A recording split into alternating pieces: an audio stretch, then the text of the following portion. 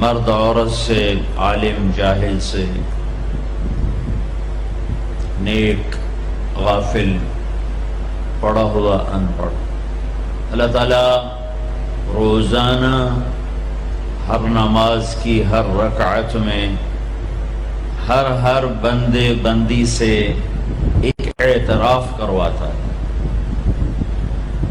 کہ تم یہ مانو کہ مجھے زندگی گزارنے کا طریقہ نہیں آتا، تم یہ مانو کہ میں جاہل ہوں، تم یہ مانو کہ مجھے کچھ نہیں آتا۔ جب تک یہ تسلیم نہ ہو کہ مجھے کچھ نہیں آتا، کون سیکھنے کا ارادہ کرتا ہے؟ جب پہلے ہی ذہن میں یہ سمایا ہوا ہو کہ مجھے تو سب پتہ ہے، حالانکہ کسی زمانے میں کوئی انسان یہ دعویٰ نہیں کر سکتا کہ مجھے سب پتہ ہے، وہ صرف اللہ ہے جسے سب پتہ ہے۔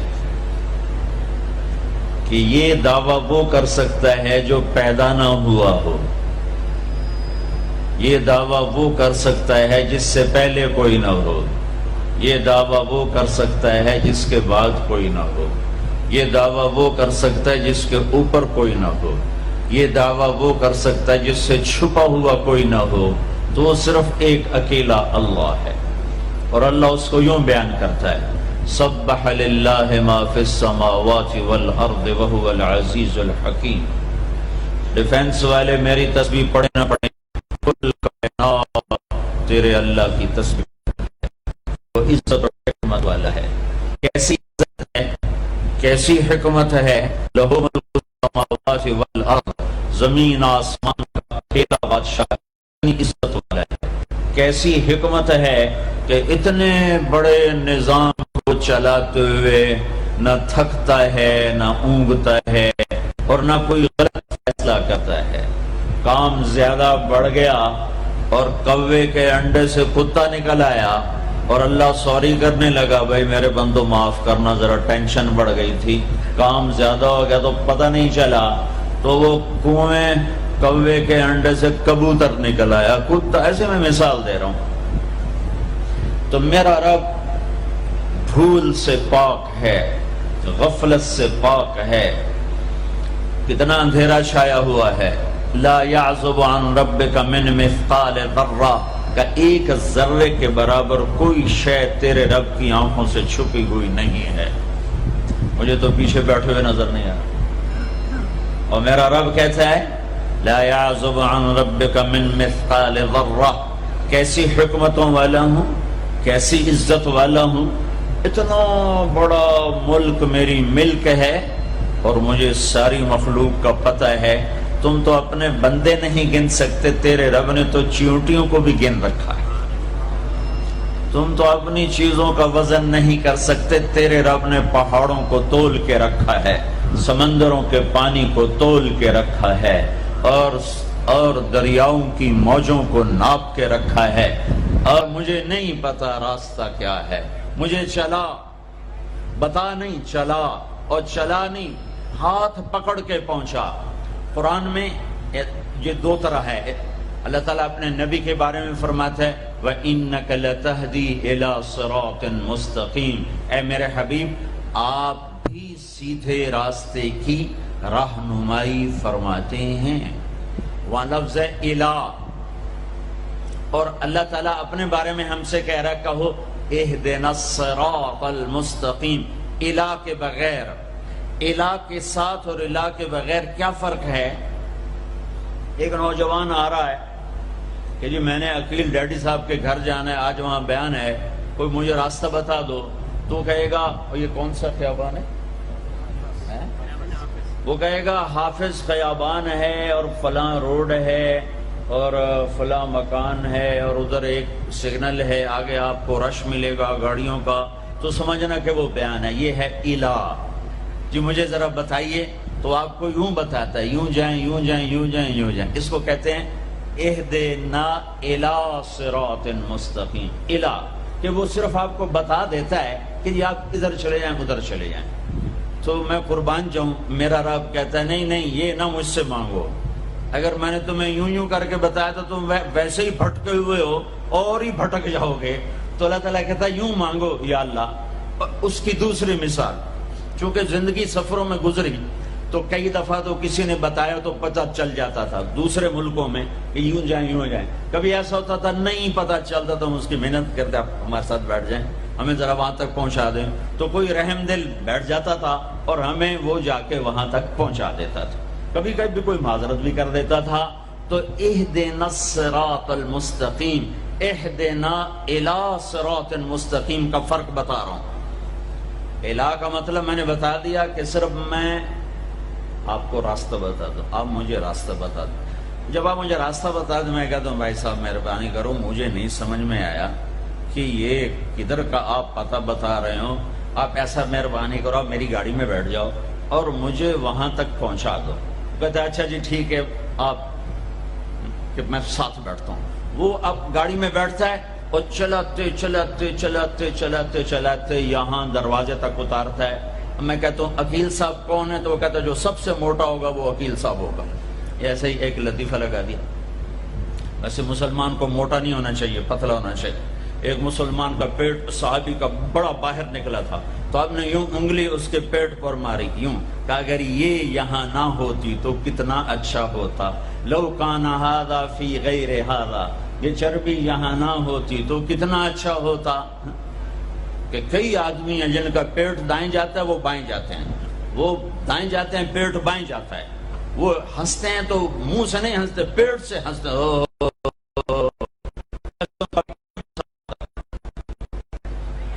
تو اہدنا الصراط المستقیم، اللہ کہتا ہے میرے بندو مجھ سے یوں کہو یا اللہ سچی بات یہ ہمیں کوئی پتہ نہیں چلے گا، ہمارا ہاتھ پکڑ اور چلا ہمیں اس راستے پر جس سے ہم بھی سوکھے چلیں اور لوگوں کو بھی دکھ نہ پہنچے اور ہم بھی جنت تک پہنچ جائیں، دنیا کے دکھوں سے نکل جائیں اور تیری جنت تک پہنچ جائیں اور تیری رضا تک پہنچ جائیں۔ اہدنا الصراط المستقیم، ہمارا ہاتھ پکڑ،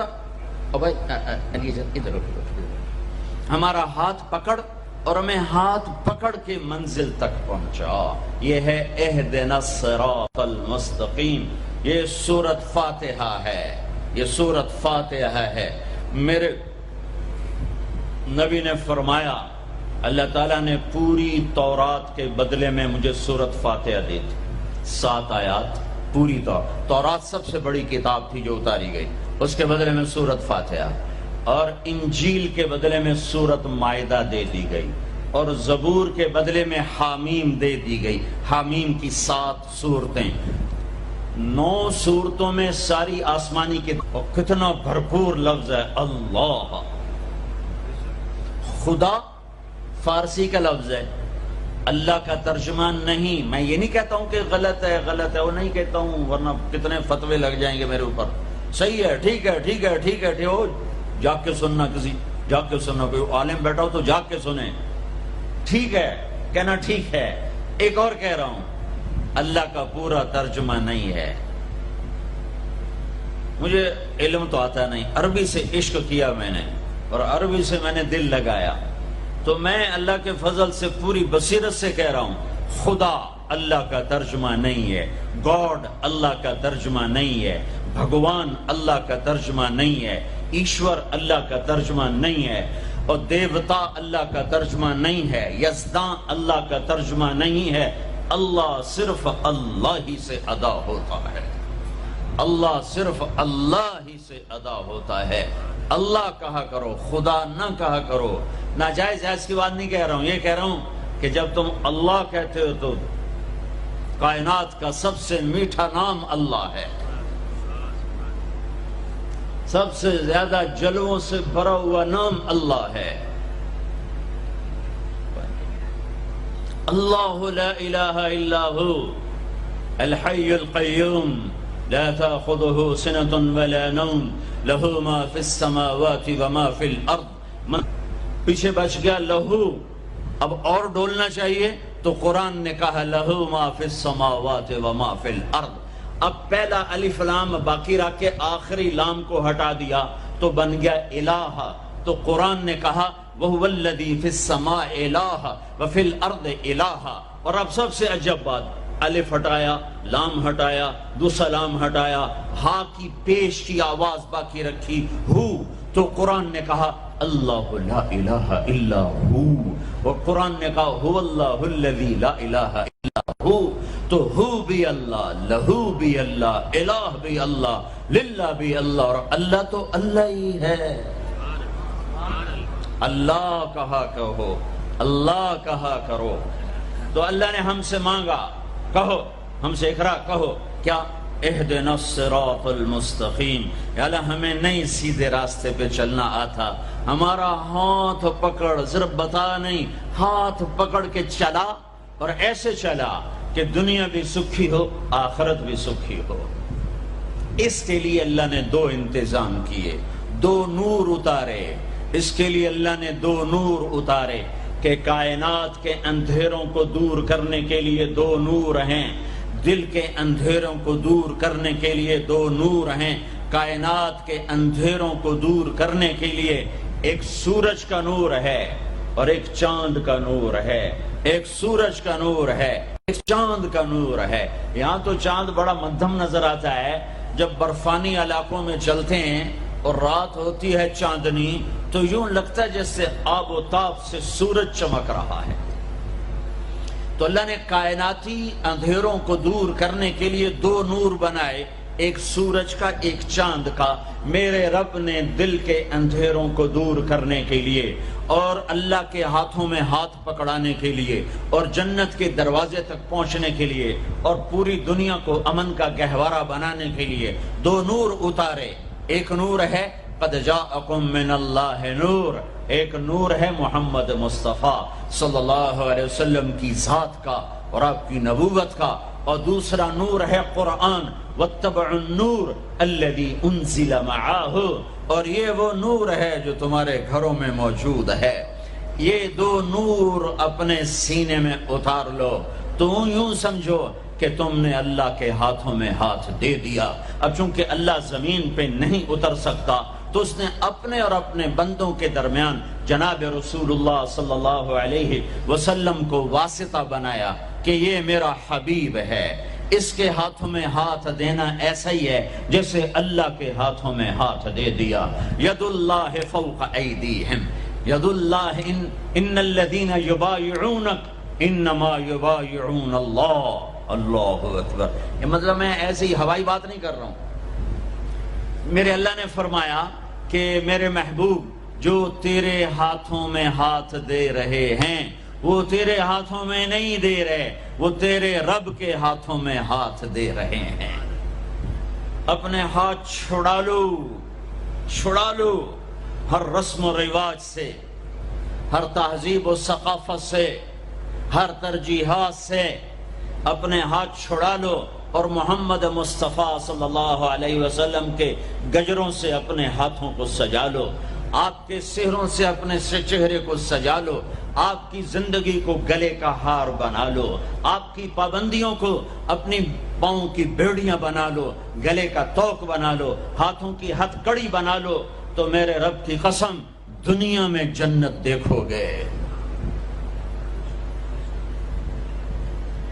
تو قرآن ایک پیغام ہے، قرآن ایک پیغام ہے جو انسانوں کو پہنچایا گیا ہے۔ ھذا بلاغ للناس، یہ کیا پیغام ہے کہ اے میرے بندو مجھ سے کہو کہ یا اللہ ہمیں نہیں پتا زندگی کیسے گزارنی ہے، تو ہمیں زندگی گزارنے کا طریقہ سکھا۔